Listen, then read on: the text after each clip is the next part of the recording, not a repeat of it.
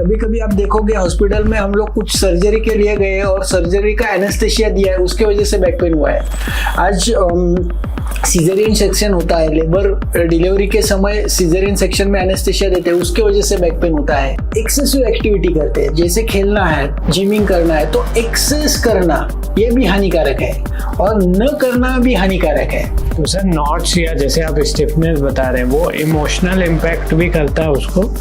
Yes, बहुत बार क्या होता है कि इमोशन जो है वो काफी हद तक विषादो रोगवर्धनम, विषाद मतलब क्या, अति चिंता, हमेशा सोचते रहना, एक सोचना बंद हो गया तो दूसरा सोचने के मन में कुछ तो भी विचार आ जाते हैं। अभी हम लोग मोबाइल लेना है तो मोबाइल का विचार करते हैं, फिर मैं आईफोन लूँ या सैमसंग लूँ या अलग और ब्रांड है। फिर मोबाइल जब लेते हो तब घर लेने की सोच में मन में आता है, तो किधर मैं घर लूँ, वागोली में घर लूँ, खराड़ी में लूँ, हिंजवड़ी में लूँ, बानेर में लूँ। हम लोग सुबह उठने से रात तक मिनिमम कम से कम 400 से 600 एक्टिविटी, 600 मूवमेंट करते हैं। जैसे हम बेड से उठ गए, एक मूवमेंट हो गया। बेड से हम लोग चल रहे, ब्रश कर रहे, वो दूसरा मूवमेंट हो गया। हम खाना खाने को कैसे बैठ रहे, हर एक मूवमेंट करते समय हम लोग कॉन्शियस है तो हमको बीमारी नहीं होगी।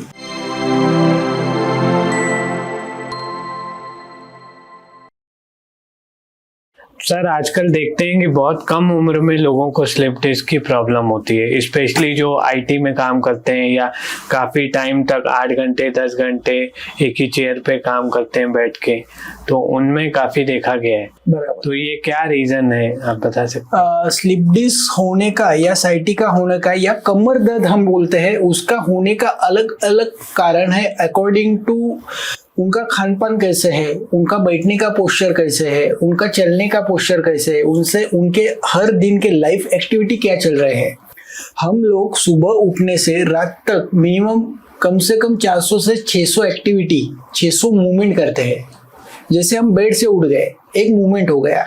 बेड से हम लोग चल रहे, ब्रश कर रहे, वो दूसरा मूवमेंट हो गया। हम खाना खाने को कैसे बैठ रहे, हर एक मूवमेंट करते समय हम लोग कॉन्शियस है तो हमको बीमारी नहीं होगी। लेकिन हम कॉन्शियस नहीं है, हम मोबाइल भी देख रहे हैं, हम खाना भी खा रहे हैं और हम गाड़ी भी चलाने के लिए अलग अलग मूवमेंट कर रहे हैं और 3-4 मूवमेंट एक साथ करते हैं तो बहुत बार उधर गलतियां होती है। या हम लोग कुछ उठा रहे, मोबाइल में बात करते हैं और नीचे गिरी हुई वस्तु उठा रहे, वो उठाते समय गलती से टॉर्क और फोर्स बढ़ गया तो 1 सेकंड में कमर में दर्द आना स्टार्ट हो जाता है, गलत पोस्चर के वजह से। बहुत बार आईटी में जॉब करने वाले इंजीनियर्स है और अलग बैठ के जॉब करने वाले लोग हैं, तो वो 8 घंटा 9 घंटा 12 घंटा एक ही जगह पर बैठते हैं और उसके वजह से 2 रीढ़ की हड्डी का अंतर कम होते होते डीजेनरेटिव चेंजेस होते हैं। अच्छा, बहुत बार कुछ लोग एक्सेसिव एक्टिविटी करते हैं, जैसे खेलना है, जिमिंग करना है, तो एक्सेस करना ये भी हानिकारक है और न करना भी हानिकारक है। बहुत बार कुछ लोग व्यायाम एक्सरसाइज ही नहीं करते, उसके वजह से रीढ़ की हड्डी के बीच में आजू बाजू के जो मसल है, वो मसल की ताकत, वो मसल की जो एनर्जी चाहिए वो कम होते जाती है और उसके वजह से अलग अलग कमर की बीमारियां होती है। ओके। वैसे हम लोग डाइट देखें तो बहुत बार कुछ लोग खाना बहुत खाते हैं, कुछ लोग कम खाते हैं, कुछ लोग कौन से भी टाइम में, मतलब भूख लगी तो खाना खाना चाहिए, लेकिन कुछ लोग टाइम पे खाना खाते हैं, कुछ लोग रात को 12-2 बजे खाना खाते हैं। तो उसके वजह से गैसेस की बीमारियां, हमारा जो गट है, हमारा जो स्टमक है, वो अपसेट हो गए तो अलग अलग भिन्न भिन्न प्रकार के डिसीज होते हैं। हाँ जी। तो बहुत बार कॉन्स्टिपेशन हो गया, उसके वजह से बैक पेन। बहुत बार पेशाब को लगी है, मोशन को लगी है, हम वो वेग को अड़ा के रखते हैं और उसके वजह से मुंह खड़ा और मुंह खड़े के वजह से कमर दर्द। बहुत बार पेशेंट को बहुत भीति, डर महसूस रहता है या काम का प्रेशर रहता है, काम का डर रहता है और वो शोक बोलते हैं उसको आयुर्वेद में। तो शोक के वजह से अतिसार और अतिसार के वजह से कमर दर्द।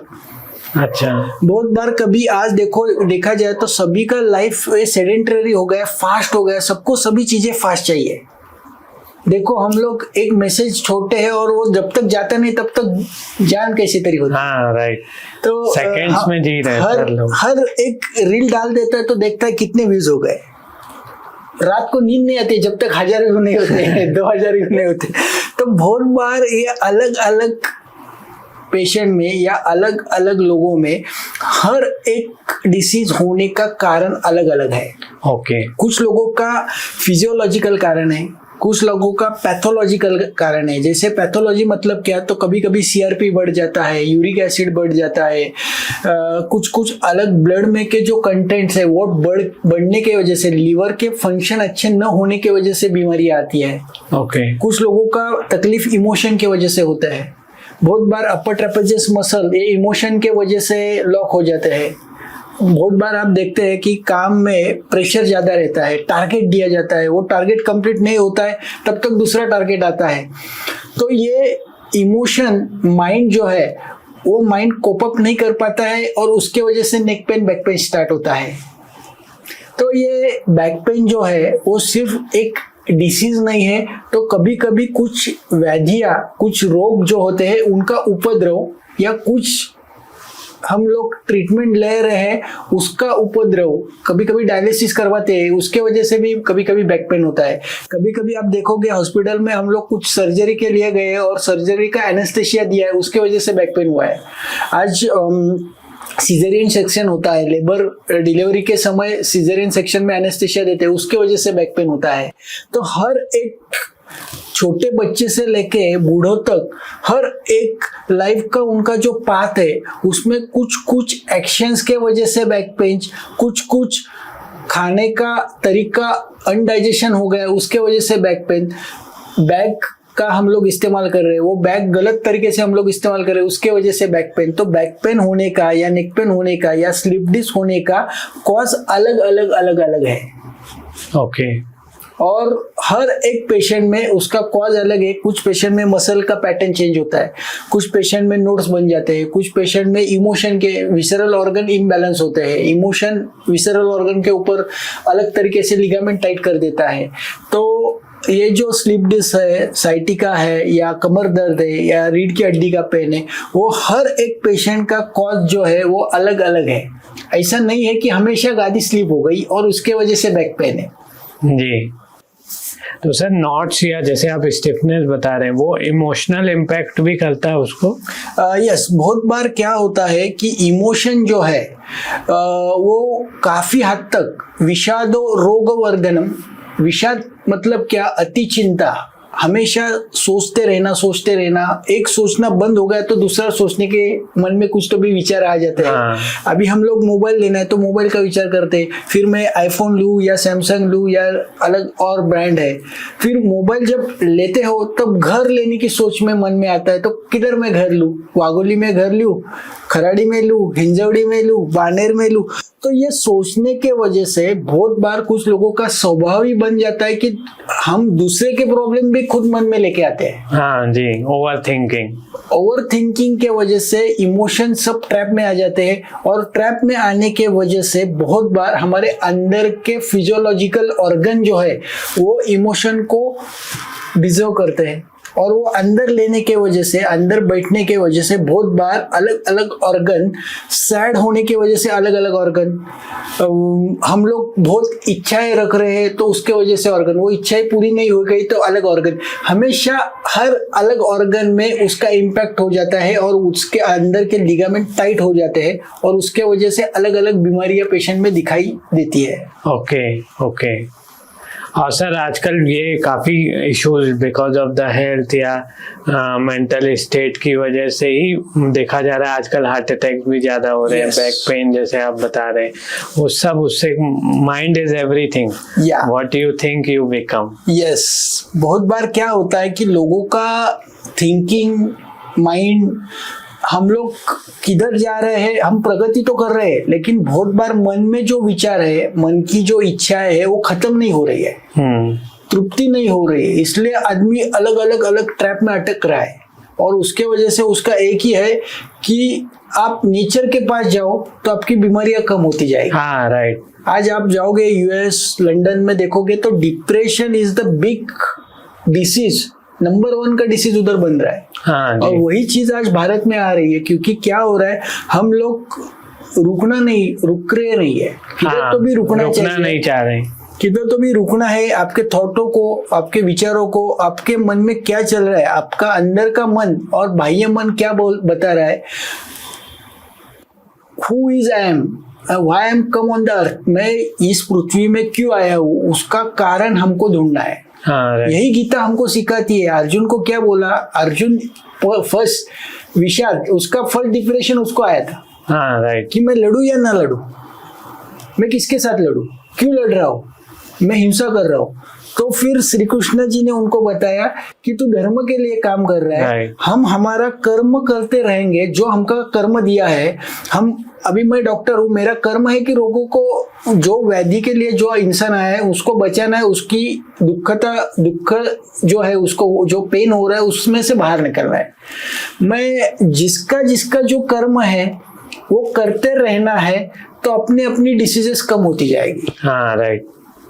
टीम वर्क चाहिए सभी में हमेशा। देखो हम आज पॉडकास्ट कर रहे हैं, मैं बोलूंगा कि मैं ही एंकर बनूंगा तो इट्स नॉट पॉसिबल। हाँ, राइट, सही बात है सर। कैमरामैन हमारे सामने बैठे हैं तो उनका काम मैं नहीं कर पाऊंगा। राइट। यहाँ पे हर एक ने ये सोचना है कि हमारा पूरा जो बिजनेस कर रहे हैं तो उसका टीम अच्छी होगी तो वो बिजनेस अच्छा चलेगा। ऑब्वियसली टीम नहीं रहेगी तो फिर मन में विचार आते हैं, जिसके पास टीम नहीं है उसको डिप्रेशन ज्यादा आता है। हाँ। आज फॉरेन में देखोगे तो मेरे पास 2-3 फॉरेन के पेशेंट आए तो उनका मैंने जब केस टेकिंग हम लेते तो उनका मैरिज जो है 2 साल 3 साल टिकता है, उसके बाद सेकंड बीबी है, उसके बाद एक 4-5 साल के बाद थर्ड बीबी रहती है।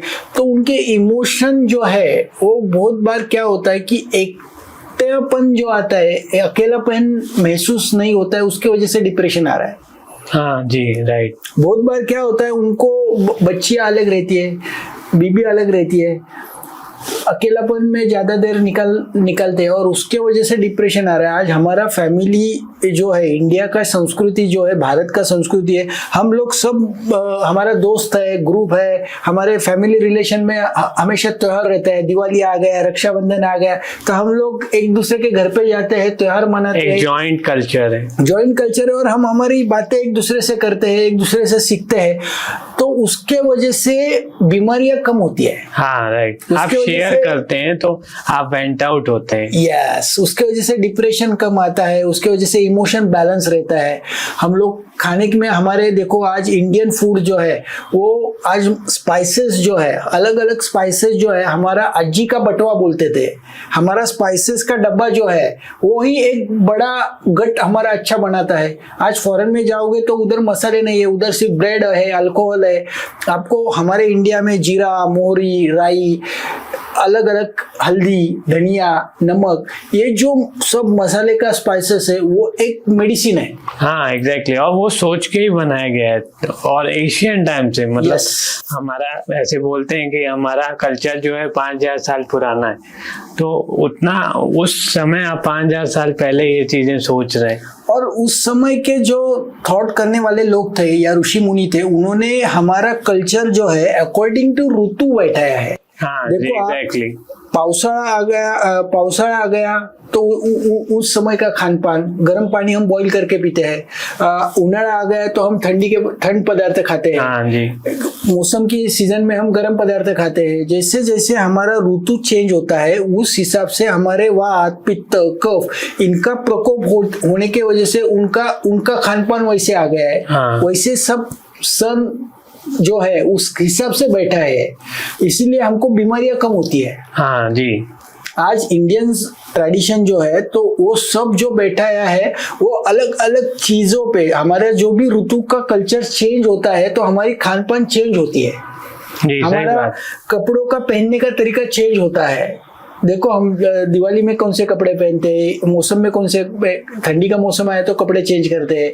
तो वैसे हमारे इधर सब चारों सीजन है, वैसे खान पान हमारा चारों सीजन का अलग अलग है। हाँ। और हमारे घर में जो हमारे दादाजी दादी जी खाते आए वही चीज हम खाएंगे, हमारे जीन्स वही एडॉप्ट करते हैं और उसके वजह से हमारी बीमारियां कम होती है। एग्जैक्टली।